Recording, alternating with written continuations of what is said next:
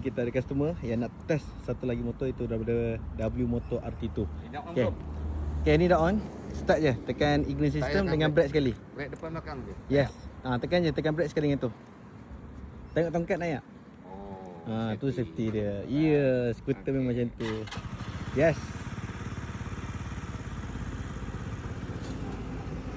Okay.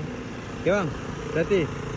Hari ni kita berlepas tengok video yang customer test drive itu kan. So hari ni dia dah angkat RT2. Alright, so terima kasih banyak kepada tuan yang beli dengan Adli. Okay, so boleh tak nak tahu macam mana berurusan dengan Adli setakat ni? Okey tak? Setakat ni alhamdulillah superb dan sangat memudahkan urusan. Okay, boleh tak cerita sikit tuan datang dari mana-mana dan tuan jumpa saya punya page ke apa ke? Macam mana tuan tahu yang Adli ada jual motor ni, kat mana page dia? Okay, saya berasal dari Semenyih. Jumpa berdasarkan recommendation daripada kawan lah. Cari kat TikTok, jumpa lah Ali, tengok TikTok meyakinkan. So jumpa dengan orang, berurusan terus, alhamdulillah sehingga selesai. Terus okey ya? Okay. Alhamdulillah, mantap. Okay. So tunggu untuk aksesori saja, crash bar dan juga dengan spotlight. Tobok kita dah pasang dah. Alright, untuk korang semua yang mana berminat lagi dengan W Motor RT2 ni, kalau boleh lodge terus, sementara stok masih ada. Okay?